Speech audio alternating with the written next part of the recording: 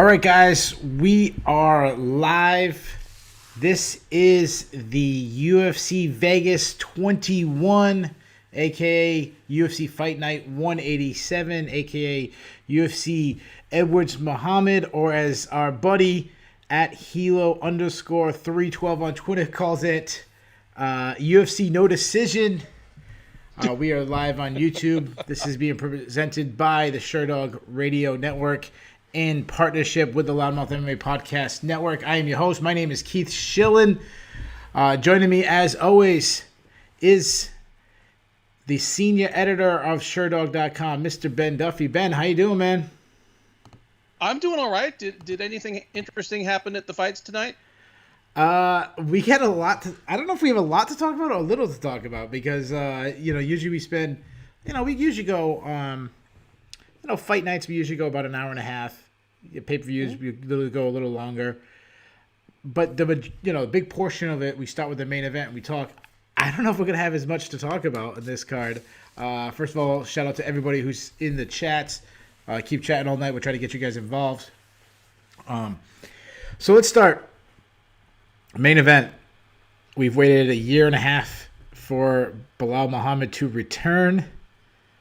And Leon Edwards.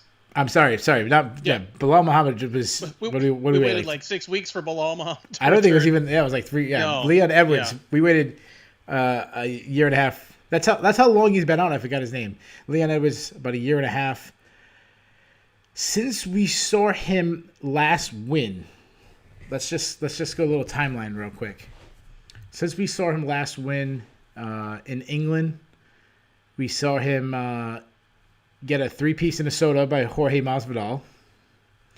We saw him get scheduled about 15 times against Hamzat Chimaev, which got canceled.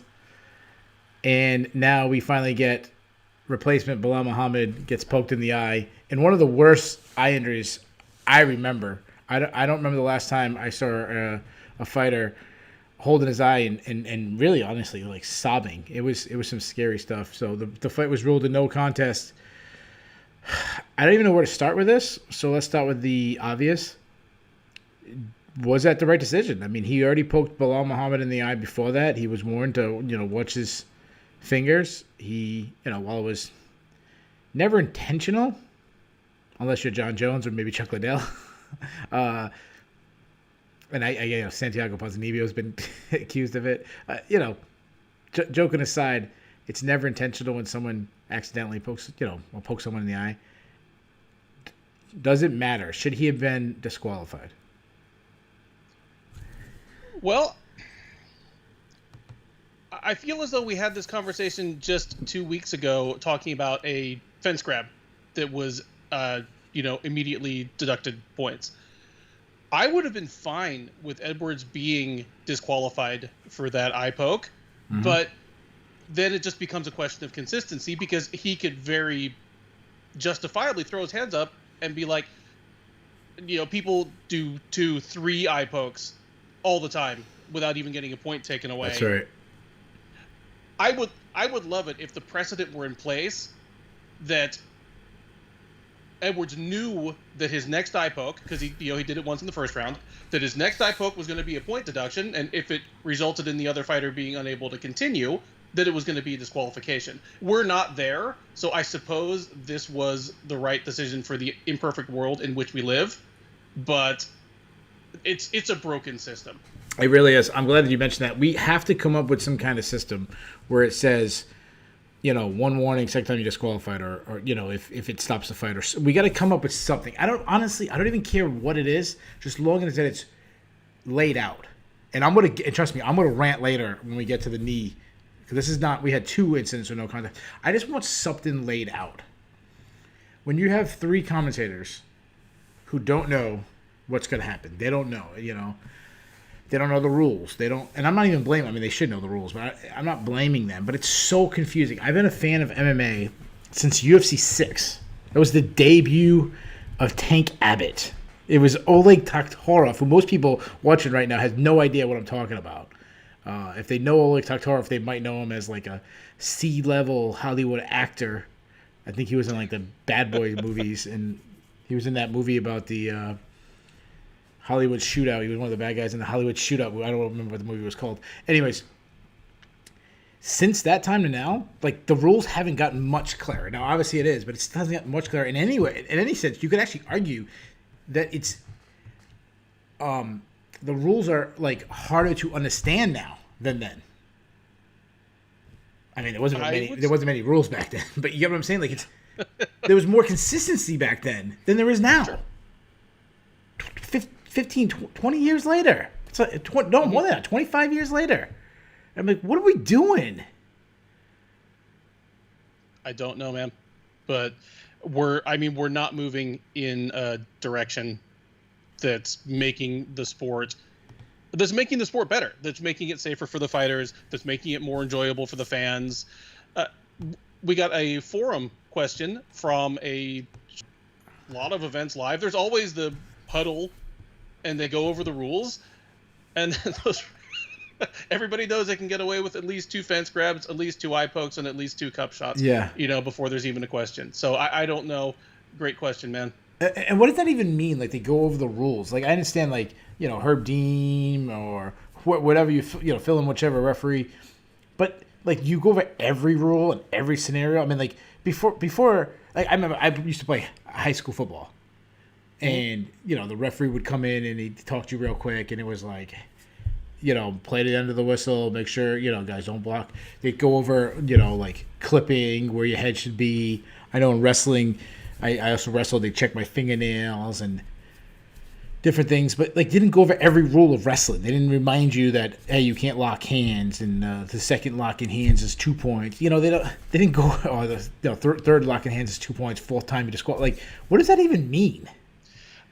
I don't know, but it's funny that we're talking about the rules meeting, because something that I actually find that most refs do in that meeting is tell the fighters and their corner seconds what their personal definition of the back of the head is. Like that's something that they almost always go over.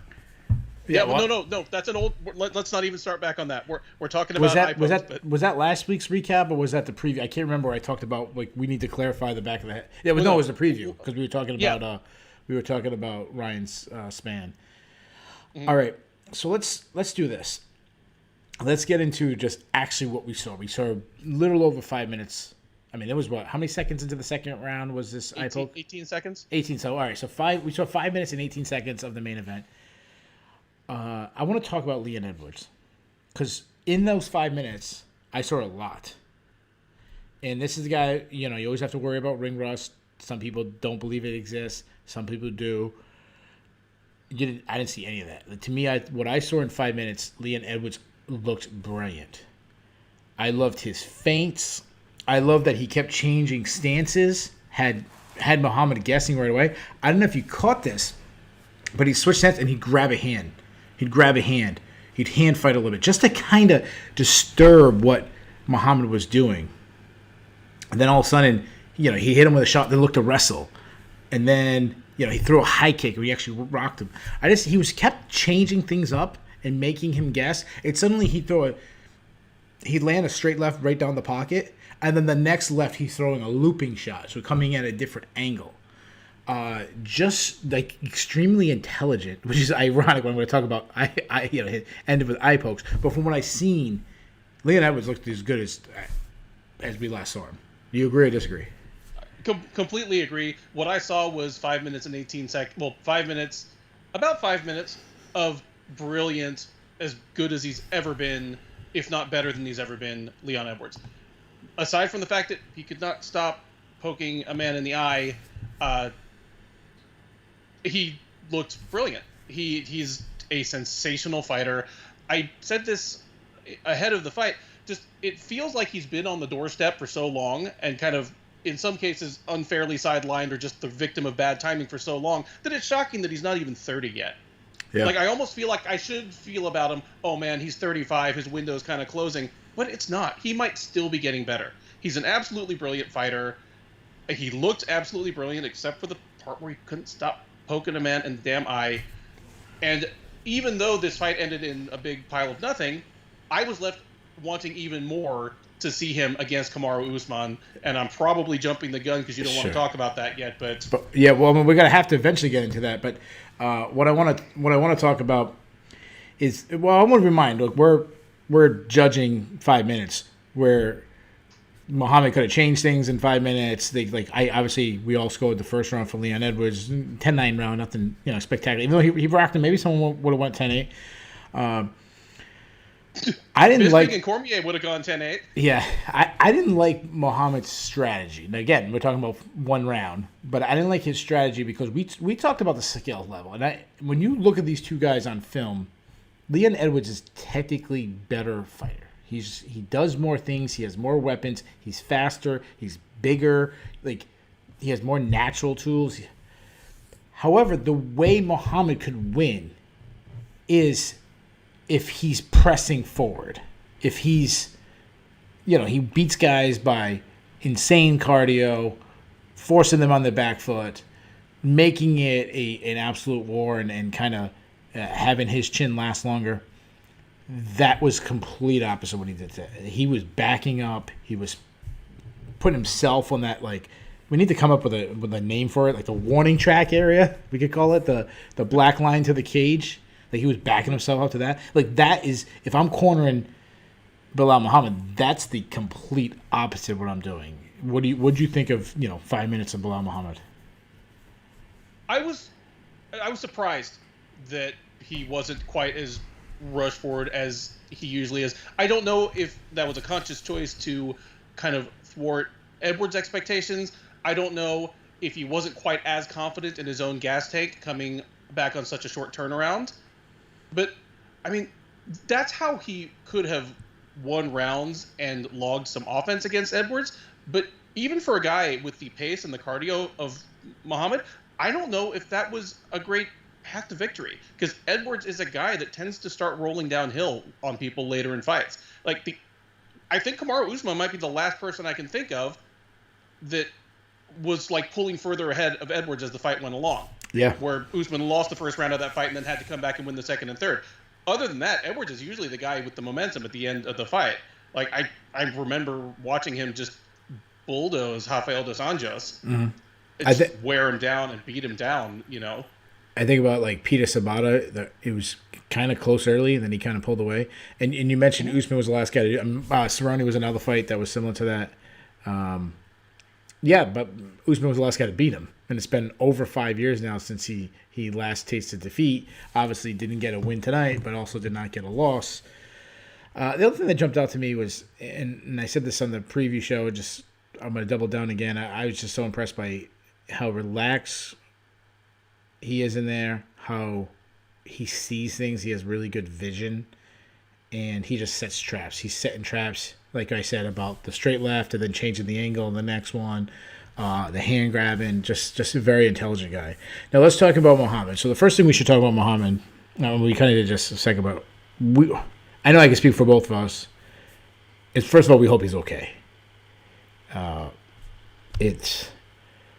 It's a terrible situation. This is a guy who's getting his first main event, step up in competition, and instead he's going to the hospital tonight, and it was scary. Yes. And let me actually weigh in on that for a moment. For those who don't know, who are new to me, before I did this, I worked in ophthalmology for 15 years. For most of my working adult life, I am not a doctor, but I've seen hundreds and hundreds of eye injuries. I've been triaging them as they come in. I've a corneal abrasion, which is, your cornea is what's at the front of your eye, your retina is at the back of your eyeball. A corneal abrasion where a fingernail or a bit of glove hits your eye. It is just about the most painful thing I can think of. It hurts worse than getting hit in the nuts, and unlike getting hit in the nuts, it doesn't start feeling better in a few minutes. It does not feel better until a doctor or a paramedic puts numbing drops in your eye. Other than that, it is just the worst pain you can think of forever. Is that what you expected it was? It's what I'm almost certain it was, looking at where the finger hit on the replay, where his actual eyelid was cut, where something, maybe hit the bottom half of his eyeball and kind of slid down. Almost certainly a bad corneal abrasion. And yeah, that's the kind of thing where if you live in the wrong part of town or you end up going to the wrong hospital, you will just sit in the ER and scream for 2 hours. Really? Because it will never feel better. Yeah. It's hellacious. When you say that, is that what they mean by a scratch cornea? Is that what that is? Yeah. Okay. Yeah. Your cornea is the clear part of your eye that's in front of your iris and your pupil. Okay. That's it, and that's almost certainly where he got it. And he started screaming and just crying like a kid, and I don't blame him one bit. Yeah, and I'm sure some of that has to be just scary. Like you felt something happen to your eyeball. Suddenly you can't see. Obviously, some of it is excruciating pain, but like we're not saying he's crying like a kid because he's a wimp. It's Bilal Muhammad. He's a professional fighter, one of the best fighters in the world. He's as tough as a human being as they come. Yeah, and there's no question what his motivation is. This is Bilal Muhammad stepping up for the opportunity of his lifetime in a professional sense on short notice. There's no guarantee he gets this back if this goes to a no contest. Yeah. So, I mean, he's not even under any sort of motivation to act like it's worse than it is. He wanted to feel better and to fight. Yeah. Also, I remember Vitor Belfort versus Randy Couture, UFC 46, where he had his eyelid slashed. Now, that was me being, I talked about on the record before I was a media member. Obviously, I was a fan, and my all-time favorite fighter is Randy Couture. So I think for about 15 years, I argued that should have been a no contest. I think I finally let it go. I finally was actually, it technically was a punch. Kind of freak thing. It was, if you guys don't know what I'm talking about, Vitor Belfort threw a punch. It the corner of the glove grazed him, and it actually cut his eyelid. It was a freak injury. I thought of that. Obviously, you mentioned a scratched cornea. Michael Bisping obviously knows a lot about eye injuries. He's not a doctor, but I would say he's he's a patient. I would say for a fighter, he's obviously more educated than most. He said it couldn't be a detached retina, which I have a friend who had a detached retina, had to go through surgery, and she was saying, I was just talking to her a week ago, which is funny, how it's one of the most painful things that ever happened. Could it be a detached retina? Well, there'd be no way of knowing it there in the cage. He needs to go to the ER, have either the ER doctor on staff or the ophthalmologist on staff take a look into the back of his eye, because again, the retina is at the back inside surface of your eyeball. Okay. The way that gets torn or detached is when you get hit right in the eye, which he did. Just the deformation of the eye, the shock, the additional pressure to the fluid inside the eye can make the retina tear or peel off. The injury that causes it is what makes that feel pain. There's not nerve endings in the sense of pain nerves back there, but that is sight threatening. Yeah. Like if your retina comes completely detached, basically that eye is meant for the bucket. It's not fixable at that point. So if you guys are just joining us, we've had more people coming in. Ben was just talking about that he worked at a ophthalmologist's office for an extremely long time, that he's very familiar with this. That's why I'm getting him. I've seen some movies and that were in hospitals, so that would make me an expert too. You got to feel for Edwards. Like, obviously, this sucks, but when you've been out for a year and a half, you've had, he's accused people of ducking him. Nobody wants to fight him. When Chimaev fell off, they tried to get in Colby Covington, other guys, and they ended up on Bilal Muhammad. So this guy's on an 8-fight winning streak, not counting this no contest. There was talks that if he won tonight, that he, this is from Dana White, that he could get a title shot. You said that you're more interested in a title shot with him and Usman based on what you saw tonight. But does he deserve a title shot? Like, can you reward a guy for a no contest getting a title shot? Absolutely, because I thought he deserved a title shot before this. Yeah. So at worst, he didn't do anything to hurt that. If this fight had ended in a no contest for something different, say it was Muhammad who poked Edwards in the eye, I'd say I want to see Edwards against Usman next.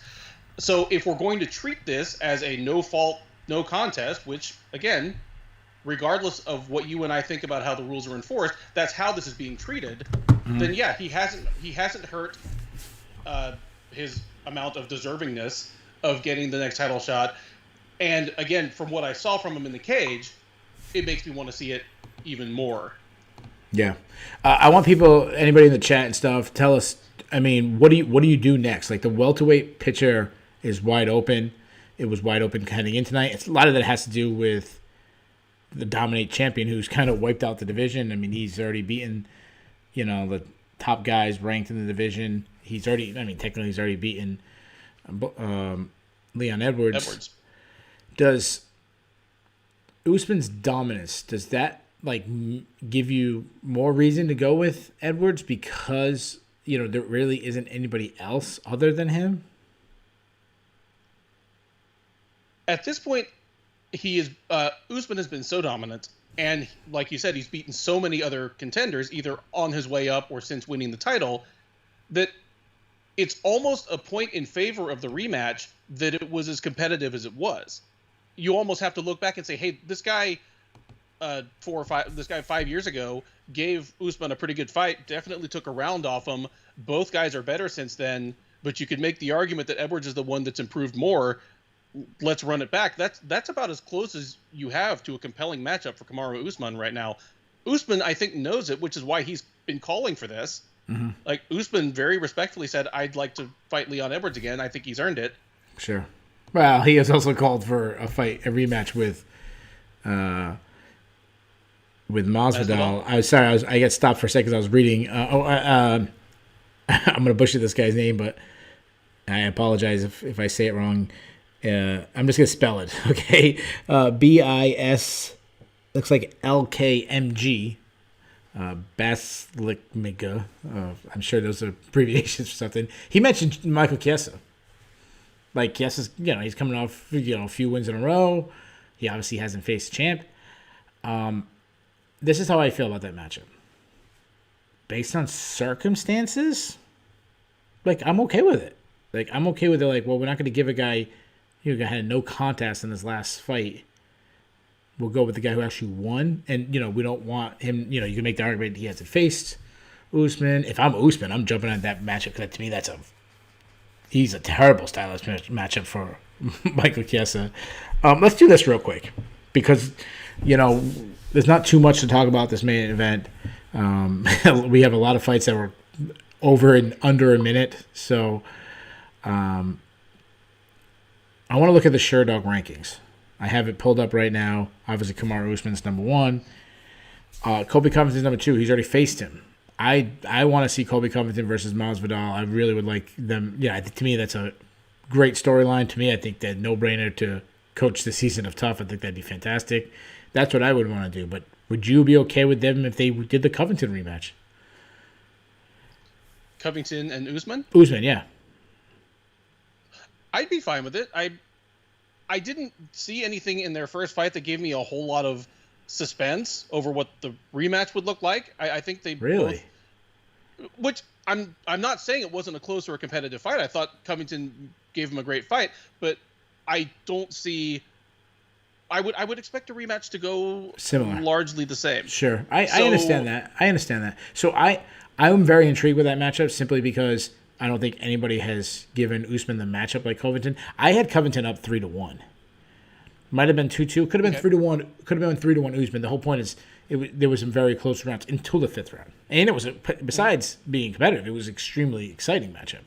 And not what anybody expected, two all-American level wrestlers to be striking.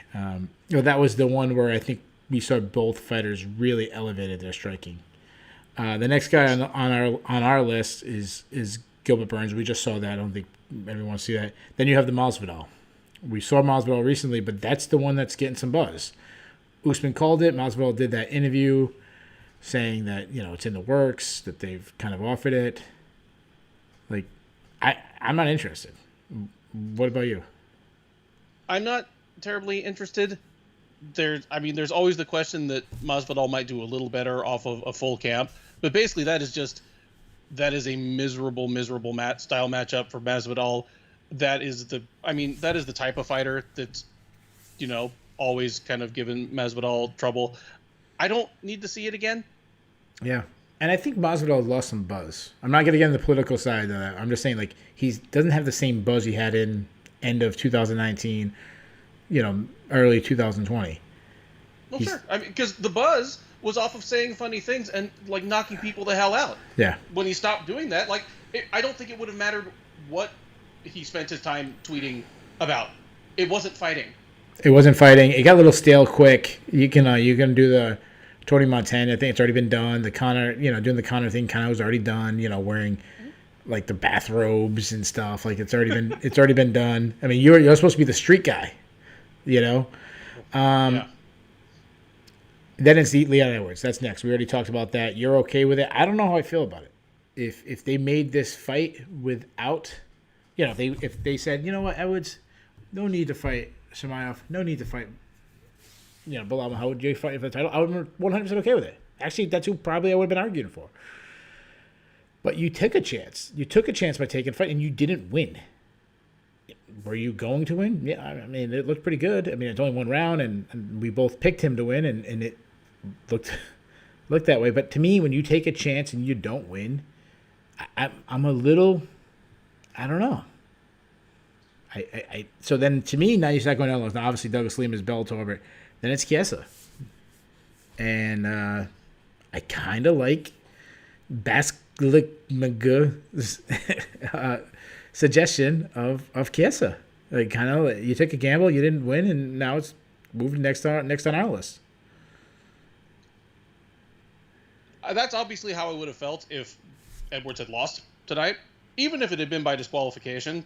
But this is a no contest. It doesn't affect his win-loss percentage. He's still sitting on the longest winning streak in UFC welterweight history without a title shot.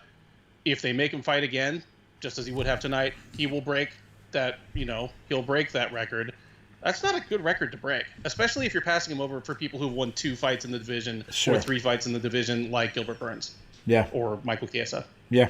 No, I wouldn't be surprised if Leon Edwards gets it. It's definitely deserving, and if it happens, it's a fantastic matchup. Breaking down film, I'd much rather break down film of Usman versus Leon Edwards. Ultimately, what I would do with Leon Edwards is I would get him back in there as soon as possible. I mean, he didn't take much damage. Bearing that maybe an injury happened, but bearing that he's healthy and he can return in the next month, we can have a real quick turnaround. I would put him against anybody. Like, I would do that masked email to welterweights, who wants Edwards on this date in the main event, and you probably get a Bilal Muhammad guy, that level. Your Vicente Luque, your whoever, and that's what I would do. A couple other names have been thrown out there. Our boy Ryan, Hilo _312. He talked about he was okay with Edwards Covington, or he also threw out Wonder Boy. Now we're kind of going down on the list.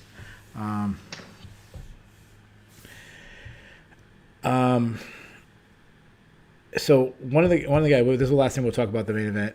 Rad Titan, he asked this question: where is the line between it being a no contest or disqualification? Could go either way and up to the ref. Basically, he's saying it comes down to the referee, like what they decide. Is that a good rule? Like, should it be up to the referee? Yes. I mean, who else would it be up to? If we had an infraction, it's up to the ref to tell whether it was. Yeah. If we have like a blanket rule, then you kind of have like a body over it. Your commission. It's kind of like when they go to the booth in football, and that booth guy kind of overturns the referees. What I always like to, obviously I'm a New England Patriots fan.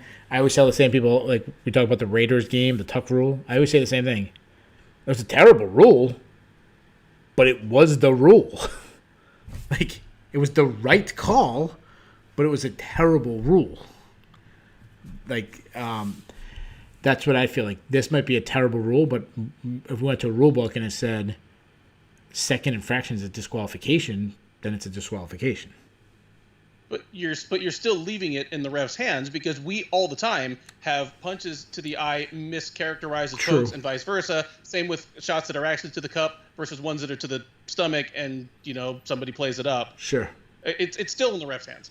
Yeah, no, that's true. And then who's calling out, was that an infraction? No, that's a really, really good point. As far as what's next, if Muhammad get treatment and Hopefully he's okay. Yeah. Unfortunately, that's not the main event we want. To me, I'm going to say when we get to the grade, that's going to really pull down the grade. The rest of the card was pretty damn good. Co-main event, boy, did I make my lock pick wrong. As bad Misha Serkinov showed up, as Ryan Spann made an absolute statement tonight. Ran right through Misha Serkinov, won by first round TKO. Ryan Spann is well-rounded. We talked about this. We talked about, that he's a better grappler than you think, and then his power. And we talked about him being gun-shy in the past. He wasn't gun-shy tonight. This was the best performance of Ryan Spann's career. He's 4-1 in the UFC. You know how I feel about that one loss, and I already went on a big rant on, punches to the back of the head. But moving forward, I mean, you got to be feeling like really excited to see Ryan Spann going forward, right? I'm extremely excited to see him going forward. I, to congratulate myself, did pick Spann by first round knockout. Yeah, you had a great night. But what I love is he was not gun shy, and the flip side of that, he did not freak out once he had Serkinov hurt, because there were a couple of things that went wrong for him in the Johnny Walker fight. One was that he got hit in the back of the head like 30 times. The other was that I think he over pursued and just went a little too nuts when he had Walker hurt. Sure. I think either of those things, go the other way, he might still win that fight. He can't control the refs. He can control his own composure. Tonight he did, and that was the thing. Once he let Serkinov back up after the first knockdown, I said, oh, Serkinov's in trouble, because Spann's not going to give this fight away. Yeah. I just want to point out before we move on, in the main event, this listener, Michael Byrne, he mentioned the Trevor Whitman gloves that we've seen, his design, and we've been hearing a long time. I'm all for changing the gloves, if anything possible. I'm all for it. It's hard to get back in because we've heard it forever. I mean, 15 years now. I mean, this technology has been around for a long time. It's been around for longer than 20 years. It's called the Pride gloves. If you've ever put on a pair of MMA gloves, with your hand properly wrapped, when you put on a UFC glove, your hand kind of wants to be like that. Not fully extended, but it kind of holds your fingers apart and kind of partially extends them. You put on one of the Pride gloves, and your hand wants to go like this. Yeah. It's just real simple. There's a bit of elastic that's making your hand be closed. You can open it. I mean, if you want to poke someone in the eye or just need to grapple, maybe want to grab some shorts, you can open your hand, but you're almost never going to accidentally poke somebody in the eye wearing one of those gloves. Yeah. Yeah, you have to force your hand out, while the other one you have to force your hand in. Yep. So, I'm okay with that. Yeah, I'm okay with trying anything, because obviously what we have now, we have the lowest level, of other than not having glove at all. Back to Ryan Spann. Go moving forward. I favor him over guys that are currently ranked ahead of him. I would take him over Anthony Smith. It's interesting you say that, because I don't think we necessarily need to matchmake him right now. But he definitely needs. He needs a top 15-ish opponent next, and somebody who's kind of, I don't want to say on his way down, because Anthony Smith has shown that he definitely has some life left in him. But yeah, somebody who's already been to the top and is kind of in the mix trying to make their way back up, like an Anthony Smith type, would be a good next matchup for him. Yeah. Let me ask you this question now. Would it shock you if Ryan Spann one day held the UFC Light Heavyweight Championship? Nothing would shock me there. He's on the young side. He's clearly still developing. He's a better striker than he was when he got to the UFC. Yeah. When he got to the UFC, he was a very long striker with a fantastic guillotine. Yeah. Now he's, just because of the physics of how the way the dude is built, he has power. I know you love fighters that land with power without chasing the knockout. Sure. I mean, if the main event had gone the whole way, we'd be saying that about Leon Edwards, because that's something he's brilliant at. But absolutely. Ryan Spann's just got that thing where he doesn't have to wind up. Just his regular kind of straights and jabs, just kind of, you can tell that they're rattling the other dude's teeth. That's a scary thing to have. I wouldn't be shocked. I'm not ready to call for it yet, but if he gets that top 10, top 15 opponent next and looks fantastic and putting him away, yeah, I mean, the sky's the limit for him. Yeah, the biggest reason why I wouldn't be shocked is who we have as champion right now, Jan Blachowicz. If you told me 2 years ago Jan Blachowicz or 3 years ago Jan Blachowicz would be the heavyweight champion of the world, I would have said, you're crazy. I saw him, turned into a takedown machine by, Patrick Cummins, Mm-hmm.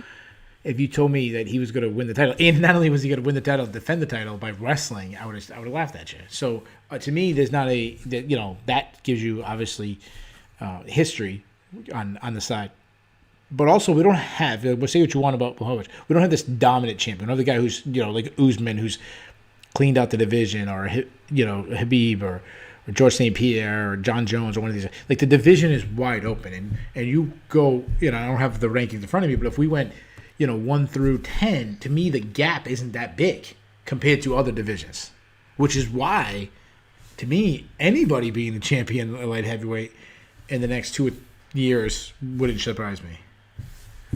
No, there's a lot of parity in that top 10. Yeah, and that's it my was point. headed that way even before Jones left. I mean, John Jones was having closer and closer fights, including fights, that a lot of people thought he lost. So it's the direction we were headed anyway, and because of that, I certainly won't count Spann out.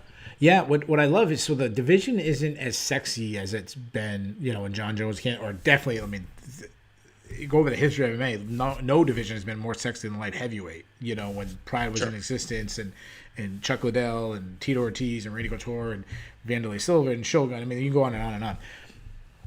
So it's not as sexy, but because there's so many options, it's intriguing. It's like in any sports, when you can go into a playoff and there isn't a team head and shoulders above everybody, it actually makes it more exciting. And that's why I'm excited. So some people have thrown out what they want to see next. Hilo mentions Thiago Santos. I'm going to call this guy Basque. I can't get his whole name. He mentioned Ustaman. I actually like both those matches. I think they both make sense. I think both guys, I mentioned guys who've been on the top, declining, them two, and Anthony Smith. Like, I'm okay with any of those matchups. So, really good night for Ryan Spann. You want to move on? Because I think I'm ready to move on. He had a good night. We knew he had a great night. We've said what there is to say about it. As far as Serkinov, we've also talked about how he has an evil twin, and it just takes about 60 seconds to know which Misha Serkinov you've got. But I haven't seen anything that tells me he isn't going to choke out a high-level prospect or fellow kind of fringe contender effortlessly next time he's out there. Yeah. He's still Misha Serkinov. That's it. And they rematched next week. It wouldn't shock me if good Misha Serkinov showed up. Before that, good Dan Ige showed up. Wow. Dan Ige landed a perfectly placed shot on Gavin Tucker's face. I think it was 21 seconds, 22 seconds? 22 seconds officially. I know Dan Cormier said 3 seconds. Cormier wanted you to think it was 5 seconds. I don't. Do they not know that the time starts when they say fight, not when they actually stop punching at each other? Because I'm like, did they blacked out 18 seconds? What else do you say? He landed a perfect shot, and then not only did I think he landed a perfect shot, I think he had a perfect call out. He called out the Korean Zombie. Called out the Korean Zombie. For one thing, I love that fight.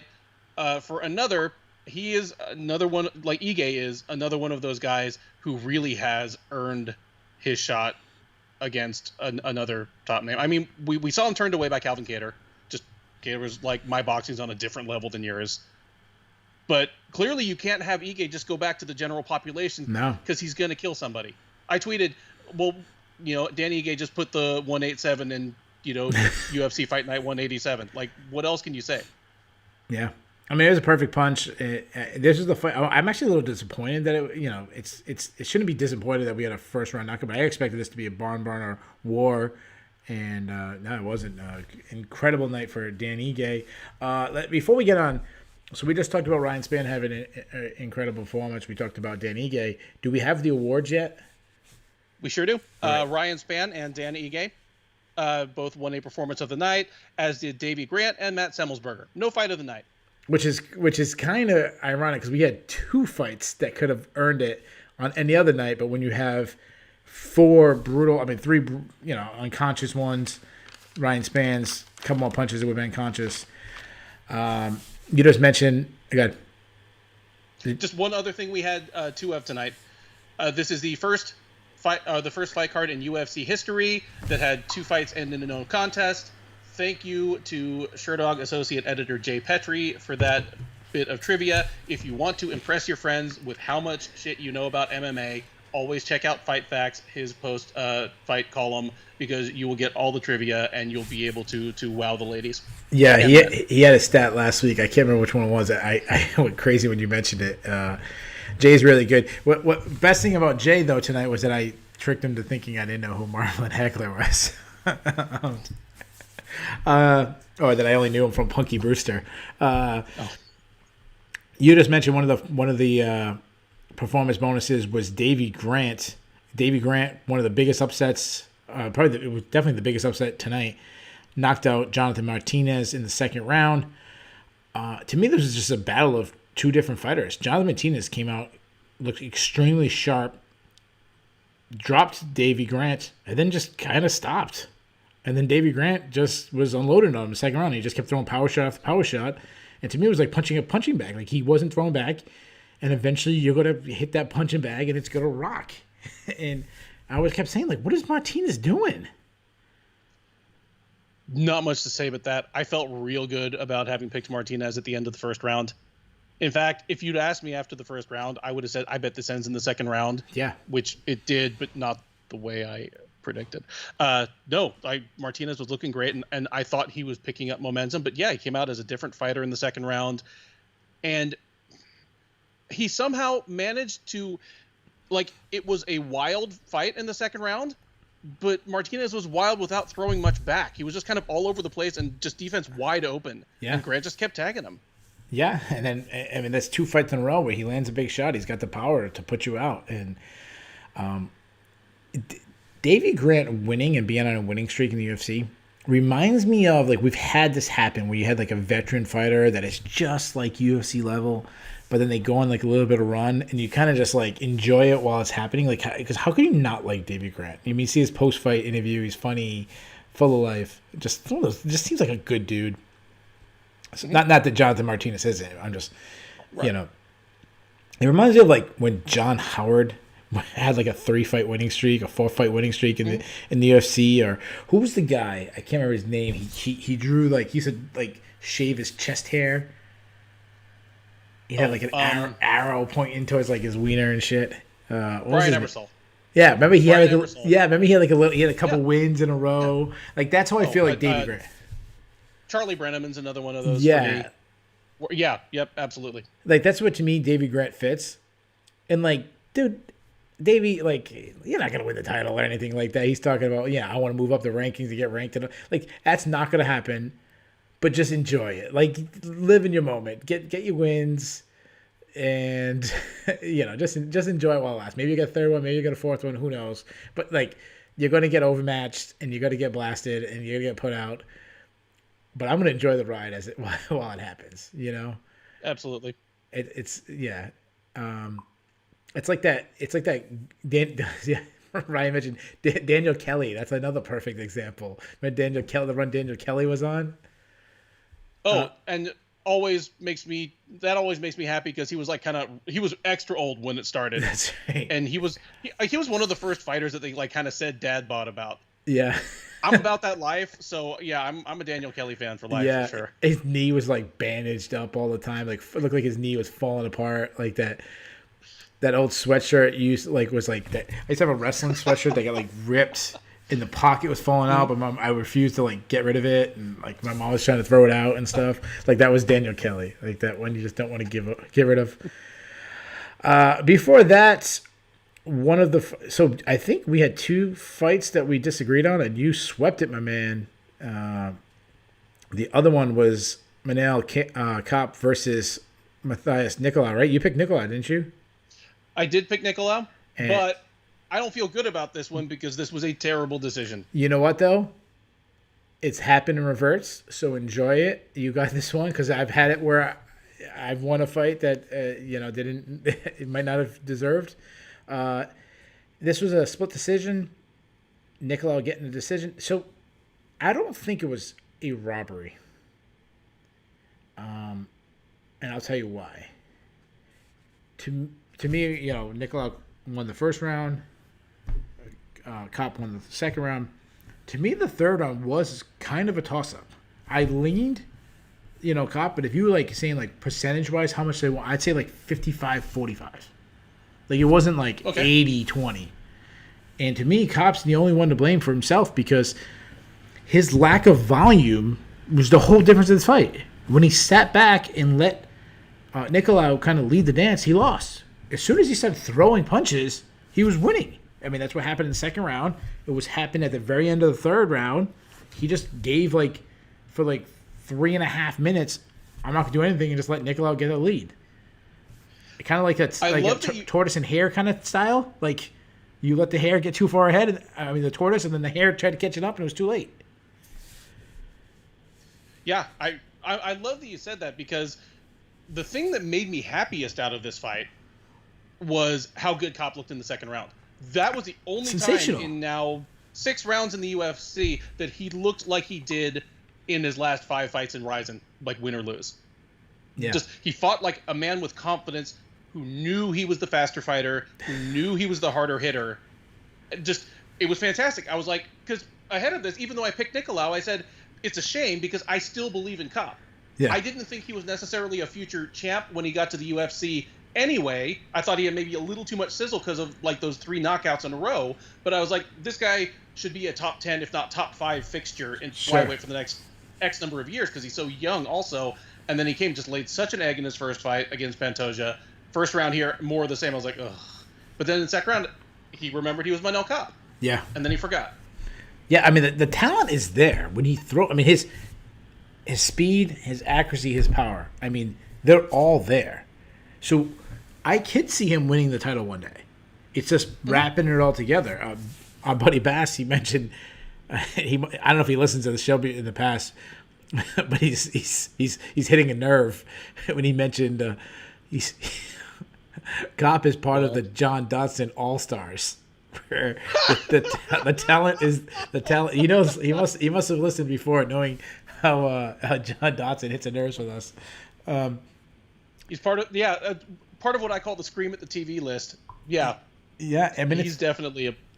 Yeah, it's there, and we saw parts of it, but just not enough. And what sucks is the next time we break down a fight of him, it's going to be really hard to make a prediction. Because you're not going to know which guy is going to show up or if he's going to show up long enough. I don't want to just breeze over Nicolau because even though we both agree that he should have lost, I still think it was a good performance overall. He took out a good guy. He's well-rounded. We saw some good moments in the stand-up. He's got a good ground game. I like Nicolau. I liked him before he was cut from the UFC. I like him even now. I thought even though he didn't deserve the win, it's still a good opponent to beat. And I'm going to make a push to pull the curtain back a little bit on the Sherdog rankings, the way basically the rankings work every week.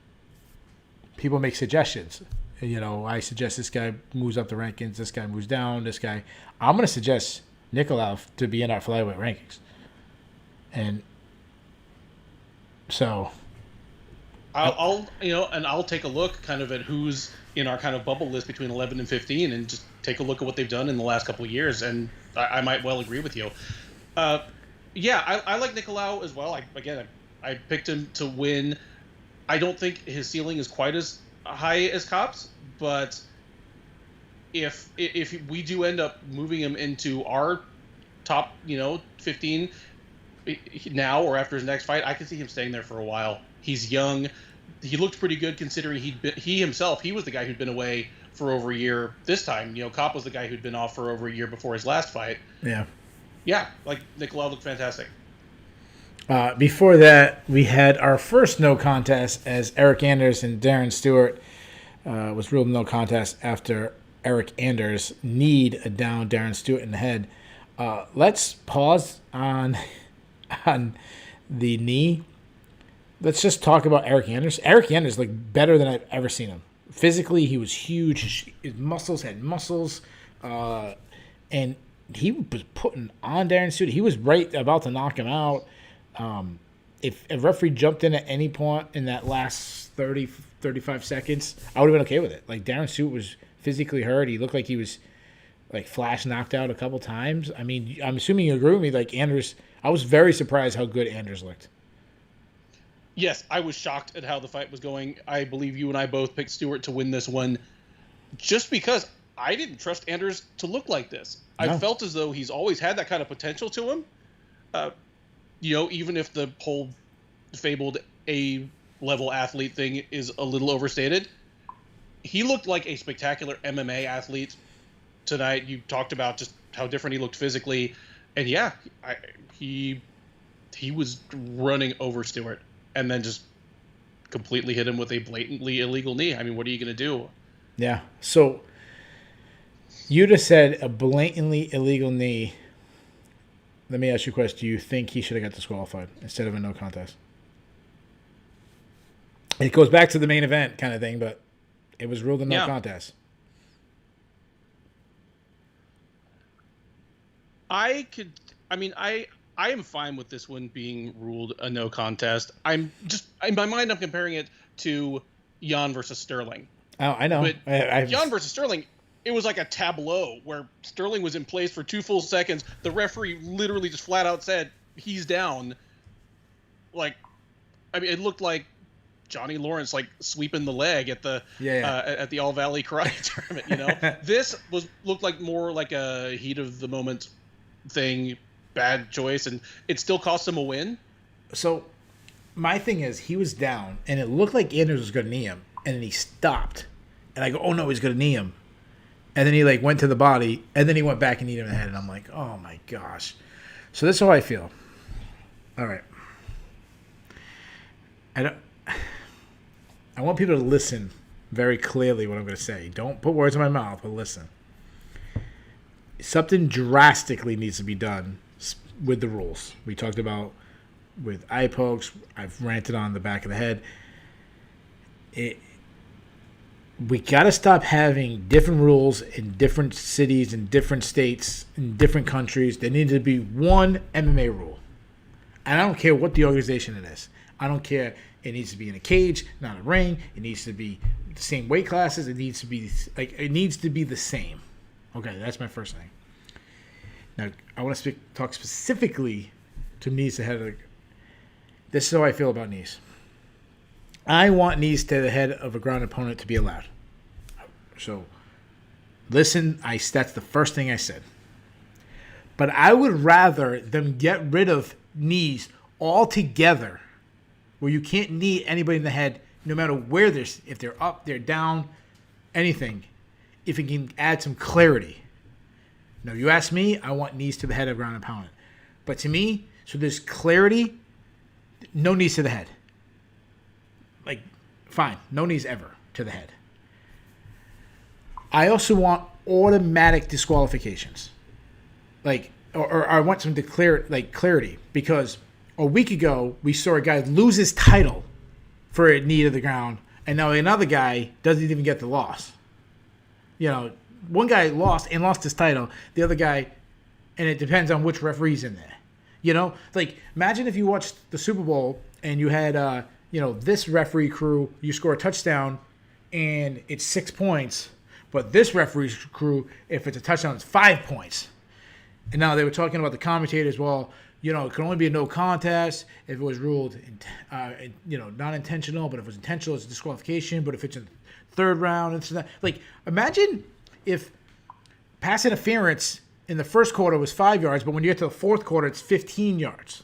Or a foul in the first quarter is one free throw, and the foul in actually, I think that actually is true, but get some stop. Stop with this nonsense. Can we please stop being this weird sport that no one knows? Your friends don't know the rules. Half time they ask me, and I'm like, I don't even know the rules right now. Knee to the head, one leg down, one hand down. And this is what I do. What the hell? Anyway, sorry. That's my. I'm not gonna go any longer because this is a long show. But talk me off the ledge, my man. Got nothing for you. And it's interesting that you bring up this fight and the Jan versus Sterling fight, because in both cases, I agree with the actual decision that was made in the cage. It was made according to the specifics of each situation, and I think the right outcome was arrived at both times. I agreed with Jan being disqualified. I was fine with this being a no contest, but I would be fine with something that made it less of a judgment call, because if there's one thing we know, it's that we were lucky that we got the right call last week and this week. So going forward with... This is what I'll say. I hate this. I hate the... Well, he didn't intentionally do it. We really didn't intentionally do it. I intentionally threw a knee. Like, what are you talking about? Like, no one accidentally didn't throw a knee. You know what I mean? It's like someone who, like, lied versus someone who, like, oh, I didn't mean to. Like, no, yes, you did. You knew you were going to lie. You know what I mean? I feel the same way. Like, you had someone down, you threw a knee to the head. Your intentions was to hurt the guy, and you hit him in the head. Which is why we should just allow knees to the ground. You go throw a knee to that body and it lands in the head, it's okay, because that's allowed, you know? It's something that we have so many issues in our sport.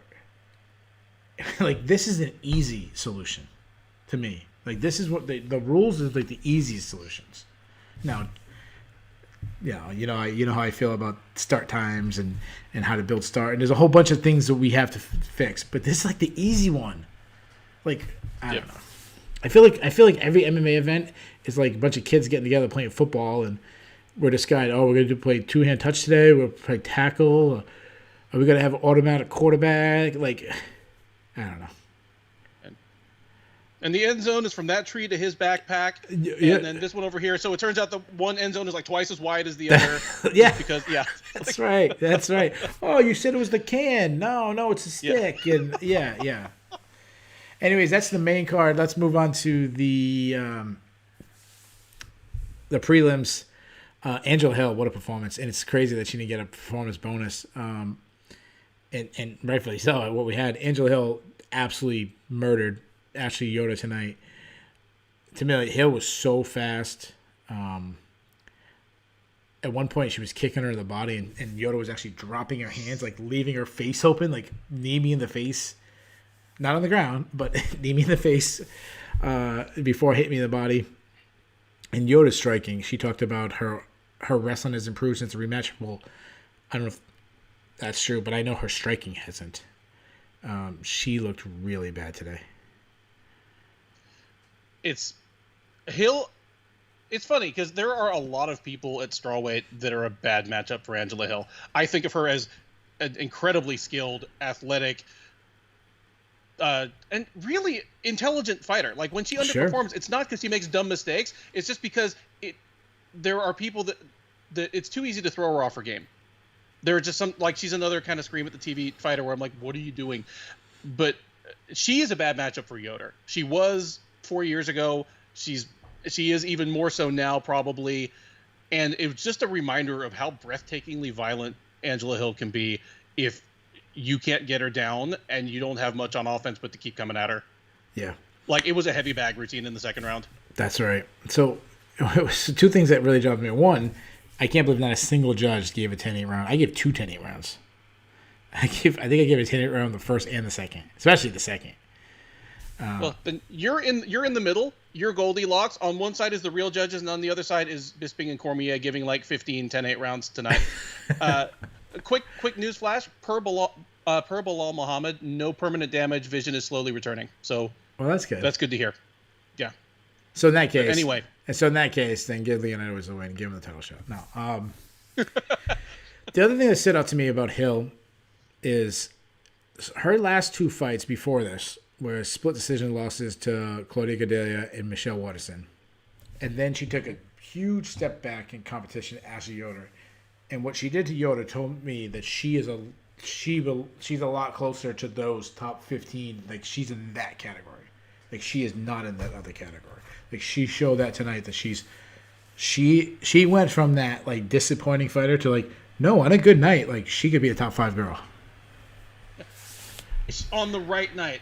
Here's the thing, and you will not find a bigger Angela Hill fan than me. I think she brings kind of a cool personality and flair to the sport. Yeah, she's cool. I think she brings an entertaining style to the cage when she's entertaining, but she is capable of spectacular wins and horrible losses on any given night. I mean, I still can't get just random Marcos running her over. That's the exact name. I knew you were going to say it. That's the first one I think of. I thought she beat Claudia Gadelha. A lot of people I actually scored that fight for Hill.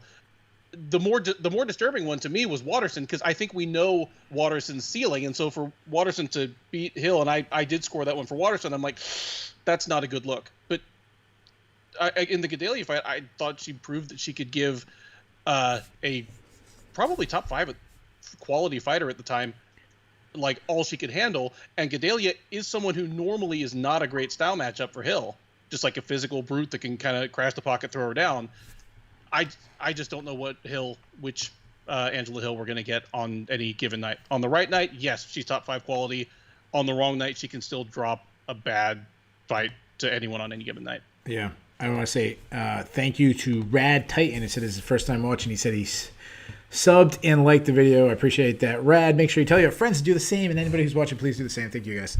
Thank all the guys for participating in the chat. I'm trying to respond to you guys as much as possible, as long as we try to stay on topic.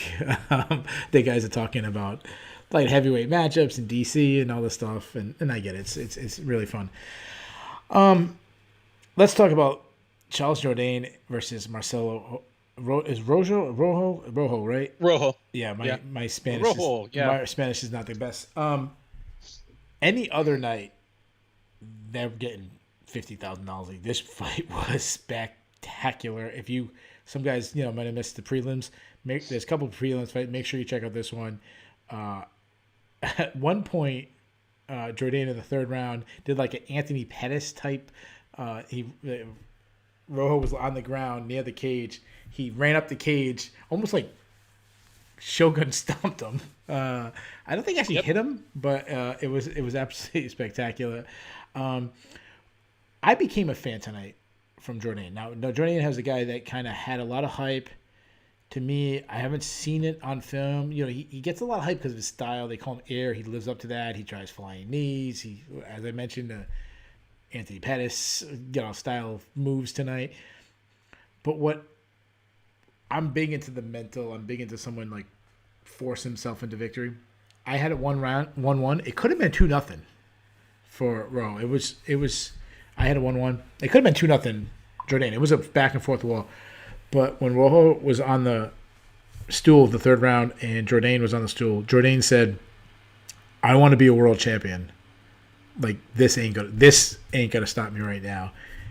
And he dug deep, and he went. Not only did he win that round, he was trying to get the finish. I don't know if he thought he was down, but he was doing everything to get that finish, and then he finished it in the third round.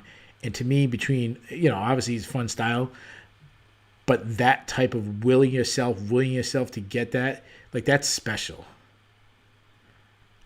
I became a fan tonight. I agree. I love to watch him fight, but I also love to watch Michel Pereira fight. That doesn't mean I'm confident in him to string together enough wins to actually get into contention. And while I loved, again, you said it, this was the obvious fight of the night. If you had to give $50K to a fight of the night, this was the obvious call.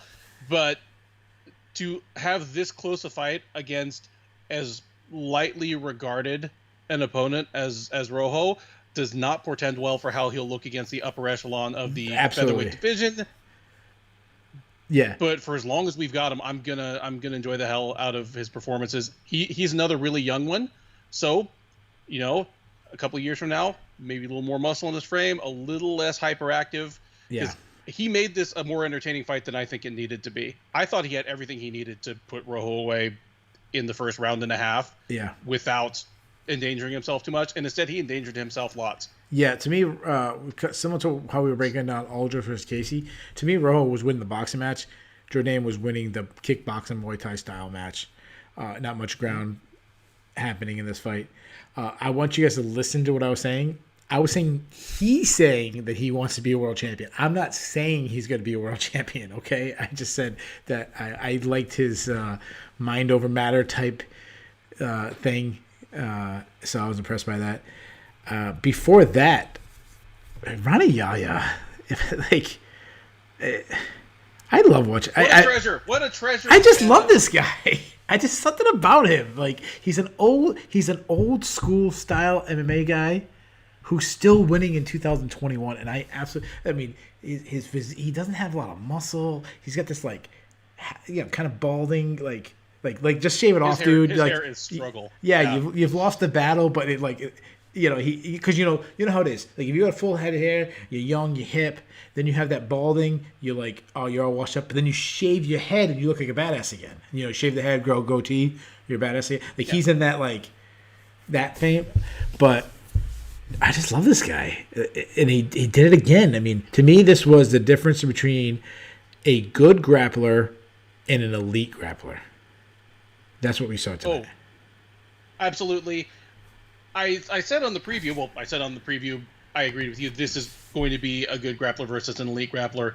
But it makes me realize that I wrote the book in my head on Rani Yahya way too early. Because if you'd asked me to guess sight unseen before this fight, I would have guessed that he was older than 36, and I would have guessed that he had close to a 500 record in the UFC. Instead, he's 36. He was 11-4-1 in the UFC. That's a good record. That is a contender's record. He just extended it further. Not much needs to be said about the actual ABCs of his grappling, but I'm going to anyway, because for a guy that I think he has wins in his career by like 9 or 10 different techniques. I mean, he's way up. Yeah, we talked about that. The Frank Mir scale, if he has like every page in the submission book. That's right. This was basically a 6-minute clinic in arm triangle defense. And I mean, I am a novice enthusiast grappler, but the way he finished the arm triangle from half guard just completely parallel to Rodriguez. Yeah. It shouldn't work. No. You can do it from half guard. It's easier to do it from side control. He just did it perfectly parallel because he has that just world-class squeeze. Yeah. In the first, sorry to interrupt you. In the first round, if you remember the end of the first round, he was putting it on, and he was still on the same side. He was on the opposite side, and you got to go on the same side that you have you have your head on, or you're choking, your arm's choking one side, their arm is choking the other side, and then you put your body on the same side as their arm is choking. He was on the other side, and you could tell by Ray Rodriguez's face that it was bothering him, and they were actually talking. They were actually counting down the seconds. Like, oh, is he going to make it out? Like, even on the side we normally don't see it finished on, he was having success with it. No, he was. It was. I have to assume this was a miserable night of work for Rodriguez because Yahya just kept him on the defensive, just suffocating pressure on top every second. It was unbelievable. Like, I loved this fight. You know what would be a really good like UFC Fight Pass series? You know how they have these like weird, quirky shows? They get Rani Yahya to basically take all his submissions, like, and he just break it. Like on this week's episode, Rani Yahya shows you how he got, and then fill in each week. This week's the triangle. This week's, and he's talking about, and then he gets to Ray Rodriguez. And this is how I set up the, you have to wait till he's retired. You don't want to give away his secrets, but I would love that. I would watch every week. Oh, for one thing, like I love his like accent and his like super enthusiastic delivery. So yeah, count me in. And he was all like, he all fanboyed Daniel Cormier when he was getting interviewed by him. I just like, he'll never win a title. I mean, because he's not Charles Jourdain, but he I don't know. I'm always gonna have a special place in my heart. But he's an Abu Dhabi gold medalist. He actually has more MMA wins than Cormier, but he's still gonna fanboy out for this guy. It's adorable. He's got 21 career submissions. Oh, did he even throw a punch? I mean, he threw a punch like the first 10 seconds of the fight, and then he got a body lock. And he did some of the kind of annoy you with the hammer fist thing when he was on top, just to kind of make him move. But yeah, that was it. Yeah, he's going to try to retire without knocking anyone out, even by accident. Yeah. Before that, now you mentioned the Jourdain fight, getting Fight Night. This one could also been in the running. Nazra Hakaras versus Rafa Garcia. I love how they were basically talking about Garcia, that he just kept moving forward even though he was getting smashed. So in other words, a Mexican fighter lived up to the stereotype Mexican style of punch me in the face and I'll get into a war and I'm going to win. Unfortunately, that didn't happen. That said, this was a much closer fight than I expected. And I'm excited seeing Garcia forward. Is he going to be UFC champion? No. Is he going to make the rankings? No.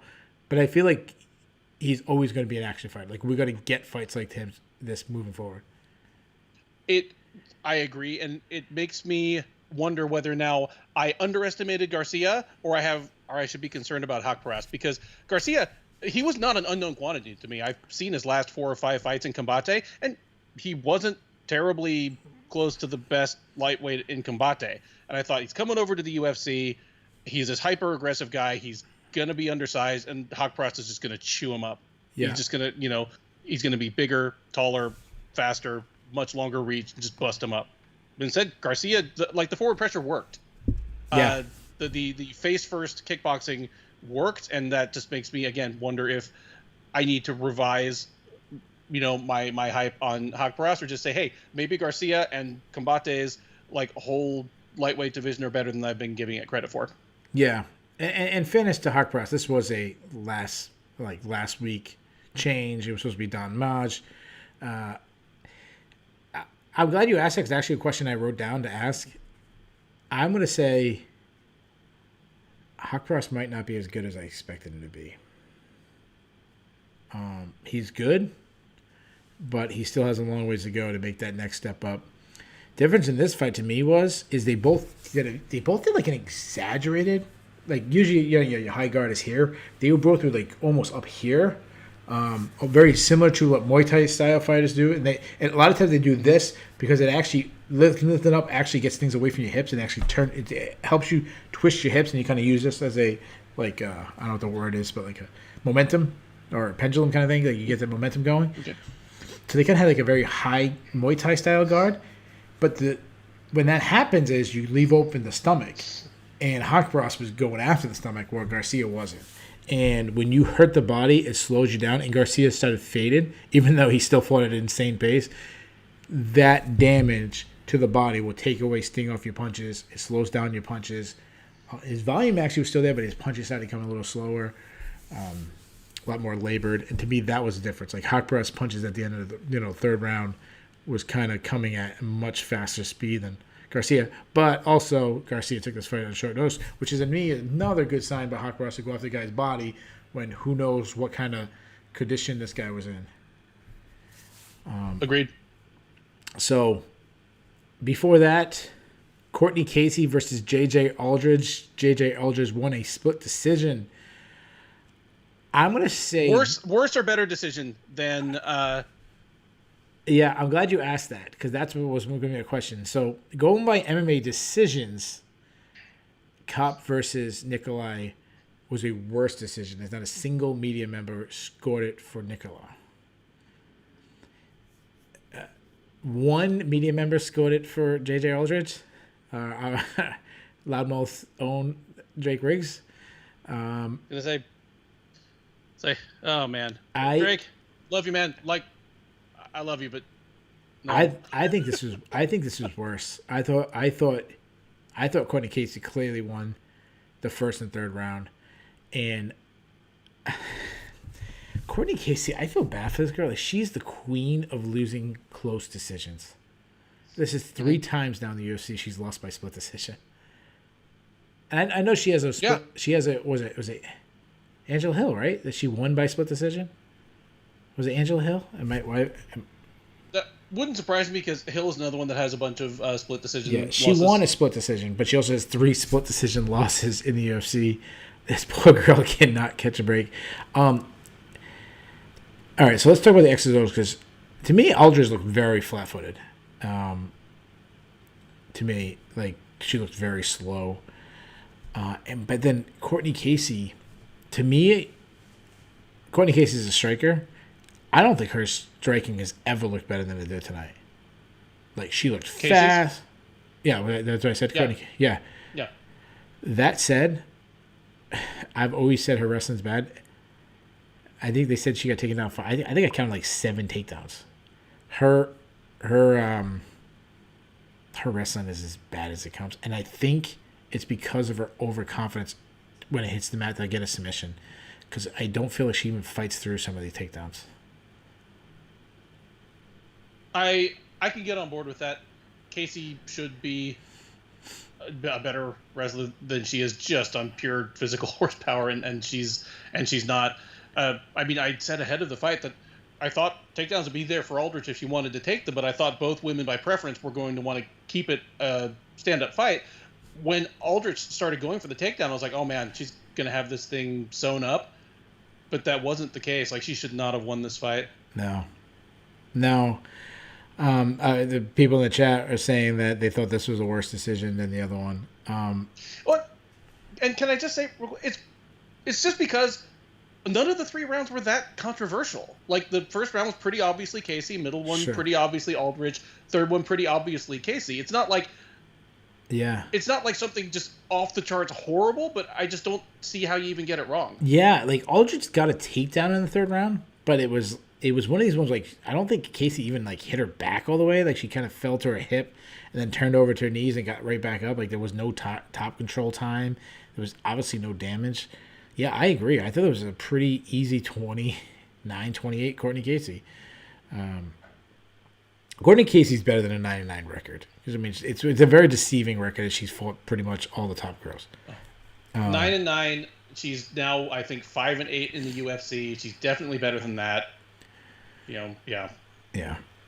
Before that, Jinyu Fry defeated Gloria de Paulo by unanimous decision. First, I'll say it's nice to see someone like Jinyu Fry, who's probably close to the end of her career, getting a win in the UFC. She's been fighting for a long time, been fighting at a high level. It's nice. It's nice for that to happen. She was a little emotional about it. You could tell that was probably one of the big reasons. The Paulos, I mean, this was very similar to what I was saying about Courtney Casey. The Paulo's wrestling was bad, and Jinyu Fry. If I'm DePaulo's Brazilian Jiu-Jitsu coach, I'm very frustrated, especially in the third round, because I had it 1-1. And Jinyu Fry got a takedown. She got her back. But she was one point, she was like hanging off. And DC was saying, bring your hips up and shake. But also, and I kept saying, like, oh my God, this is so there. When someone's off to a side, you slid your arm in, the one that's the closest, you get them in between your bodies and they can't hit back over. And it was right there. That's like wrestling 101. That's like first day of wrestling practice. And she didn't do it. I'm like, oh my God. Like, that to me, like, the Paulo didn't make I don't want to give away my Bears, but her stock felt bad. But she's looking like a one-dimensional fighter to me. And I might be overreacting. Jinyu Fry, as I tweeted out, is a tough out. Anybody in the UFC debut, but not a good showing from DePaulo. Talk me off the ledge, because I like DePaulo on the Contender Series. All I'll throw out there is that she's very young and she's very inexperienced. That's a good point. Both good points. Like you say, and I say that as someone who picked her to win this. And I even decided to be like a smart aleck know-it-all and say, I don't know where DePaulo's ceiling is as a fighter, but I think her floor is above Jinyu Fry, and now I look like an asshole. So I will fully own that. Yeah, we both. Jinyu Fry fried the hell out of this fight. I pictured, and that's right. I saw it clear as day in my mind, Jinyu Fry is going to stand out on the outside and just lose a terrible kickboxing match to this girl. Like, that's bad Jinyu Fry. Bad Jinyu Fry stands on the outside, throws 10 strikes around, and looks confused when she loses a decision. Instead, she wrestled. She bullied her. And I think in the first round, she realized that when she was on top, DePaulo wasn't going to try to do anything other than maybe throw up submissions. And Fry was like, "You're not going to submit me." So she went straight back to that in the third round. And yeah, great job by Jinyu Fry. This is good, Jinyu Fry. I mean, it still wasn't a barn burner. It wasn't your fight of the night. But as composed, almost to a fault as she is, she can use that to be a very kind of buttoned down, defensively sound fighter who doesn't lose bad fights. That's what she was tonight. Good for Jinyu Fry. Same as you, just as a veteran, someone who's achieved as much as she has, kind of outside of the bright lights. She's been over in Invicta, where even in Invicta, atomweights are not the star attraction. No. And then just going over for really tough matchups over in Japan. That's right. And getting worked. She was someone who was going to go through her whole career without really getting credit for how good she is. And so it was good to see her get a win in the UFC.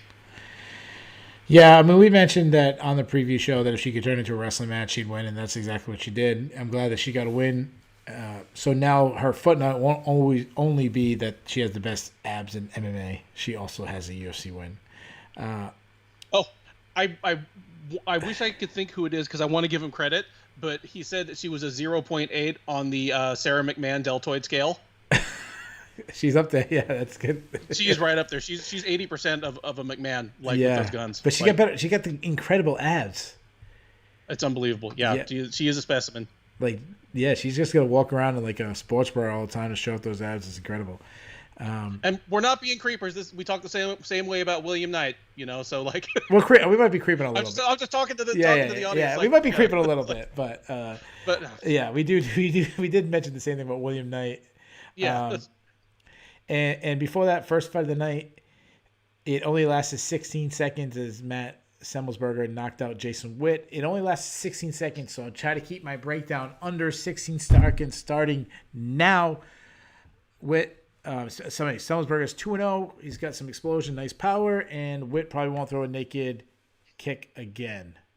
Go. I won't be able to do it in 16 seconds. My first note was, that's how you defend a low calf kick. You get inside, get within punching range, but it's more what you said. That's not how you throw one. Just naked, moving your head straight back on the center line, as you throw it. He ate a punch. It was brutal. Good job, Semmelsberger. Yeah. That's about it. All right, guys, there you go. We have covered every single fight. Let's close up the show with some of the fun stuff. We have the Bulls and the Bears. We got the cut list. And we have our grade. Let's start with the cut list. I only have one name. Do you have any names? I don't, but I'm usually more merciful than you. So give me what you got, and I might agree. So the way we do our cut list is if the person's on both of our lists, then we say they're officially on the Shillan and Duffy cut list. We should probably keep an actual. I said this last week. We should actually have a cut list.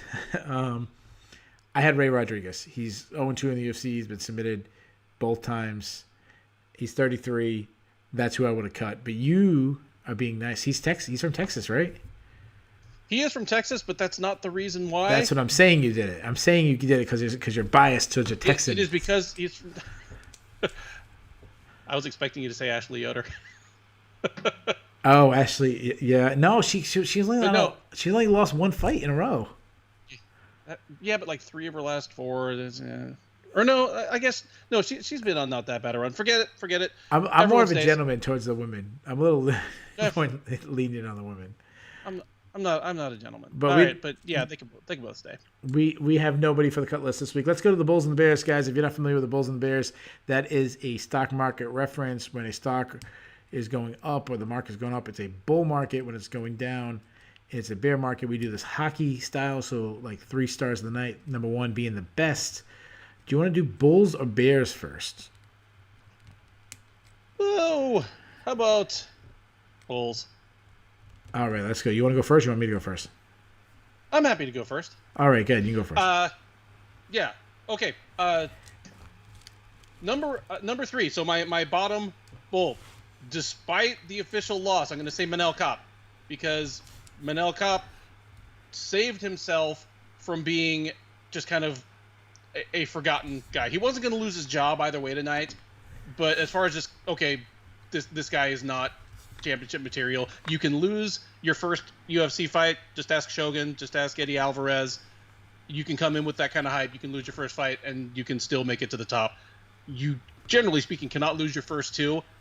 I'm kind of giving Kape a pass on this one because it was not a great decision, and he looked better than I expected him to. So he's my number 3. Number 2, Ryan Spann. Ryan Spann, you looked fantastic. Do more of that, please. Do more fantastic. Yeah, do more fantastic, please. Number 1, Dan Ige. Dan Ige. I write a column during fight week about the upcoming card called Stand and Deliver, and it's just about fighters that are under a little extra pressure to perform, because like obviously not every fight is created equal. Some fighters know that they're fighting for a job that night. Some fighters know that they're fighting for a title shot. Danny Ige didn't quite make that column, but he was a guy that absolutely, this was are you a top 10 fighter or not? Yeah. And he did to Gavin Tucker what a top 10 fighter would do if he won a close match, if he lost, obviously. That's a long way to take a step back, and have to come back from to try to get back into contention. But as it is, he's going to fight probably another guy ranked higher than him next, and that's good news for him. Yeah, that's a good point. Like, I think about what we talked about Angela Hill, where I said that she proved tonight that she's closer to the Watersons and the Gadeas than she is the Yoder. I feel the same way. Like, he proved that he's closer to Calvin Kattar than he is Gavin Tucker. Obviously, by the way, knockout. He didn't make my list because he was a favorite. I kind of expected him to win. Not by that way, but I'll go with my list. My number 3 is Semelsberger. Matt Semelsberger. He's 2-0 in the UFC now. So, Kopp, who had a lot of buzz, is 0-2, but Semelsberger is 2-0. And he played college football, if you didn't know that. Him and Eric Anders, both of them. I think Eric Anders might have played for a better team, though. I don't know if his team had any success or anything. Pretty sure it was Auburn. Don't hit me, Anders. Number 2, and I don't know how long this is gonna last, but my man Davey Grant, 2 in a row, 2 knockouts. Do your thing, brother. And my number 1, he was on your list, Ryan Spann. We're talking about him as a true contender in the division. Maybe we might be gassing him up a little too much. He did just beat bad Misha Serkinov. Let's go into the Bears. Now, these are the guys that did not have a good night. I will go first this time. My number 3 is COVID. And I'll say this, 2 weeks in a row since me and Ben did our preview, we did not have a fight canceled. Which I don't know if we can say that. So hopefully for everybody, this is continue to be a norm. So screw you, COVID. I think I can say that for everybody. Number 2, UFC debutants did not have a good night as Paulo, Garcia, and Rojo, all 3 of them went 0-3. So nobody won tonight in their UFC debut. But my number 1 and my number 1 loser of the night, the sport of MMA lost again. Between stupid rules and weird things like eye pokes and shit happened in our sport, main events kind of basically being canceled and stuff. Imagine if we turned into a, hey, who won between the Celtics and the Lakers? Oh, it's a no contest tonight. That's just, yeah. So to me, the sport of MMA was the big loser tonight. So, Ben, give me your 3. Well, for one, I agree with all of yours and second them. I'm gonna go my number 3, Jonathan Martinez. He was sneakily becoming an interesting little story in that division. He just came into next to no hype at all on short notice. Quietly got to 4-2 in the UFC. Got a fight he should have won. It was in his hands to win, and he lost it. He lost a fight that he was winning, and I think he's going to go back to the drawing board and be really frustrated about this one. Number 2, Misha Serkinov. Misha Serkinov has been really, really close to title contention. And each time, it has ended with him just getting completely blitzed in the first round. Like, he went into that Johnny Walker fight as a big favorite and maybe like an injury replacement away from a title shot if he beat Walker. At worst, maybe another fight away. But, yeah, he just can't stop stumbling at crunch time. It's as great as Ryan Spann looked. This was just as bad for Serkinov. Number 1, Bilal Muhammad. You got a horribly painful injury. Ugh. You got a no contest. And worst of all, obviously, when you step up on short notice to fight a higher-ranked fighter, most of the reward is with you and most of the risk is with them. But this was the worst-case scenario for him. He doesn't get a win. He doesn't even get a clean loss. All he gets is a no contest and a fight that he was losing, and no guarantee that he's going to ever get this level of... Like, for him to get an Edwards-level opponent again, he's going to have to win, 3 more fights in a row. Know what it takes at 170, because Edwards has 8 straight wins. That's a great point. This is a tough night for Bilal Muhammad, and your heart goes out to him because it is through absolutely zero fault of his own. But yeah, we might look back on this a few years from now as a major kind of fork in the road missed opportunity for Muhammad. Yeah. Because even if he'd given Edwards a great fight and lost, that would have raised his stock at defeat. That's right. Yeah, that's a good point. And unfortunately, he's going to be judged on one round. As far as we know, he might have been an adjustment and won the next 4 rounds. But he's only going to be judged, and he's going to be, yeah, he wasn't on this level. Let's not give him that chance again, or at least not give him that chance for a very long time. So, yeah, that's a really good point. Let's go to the grade. I'll go first. I give it C+. To me, this was on its way to getting an A. They had some crazy knockouts.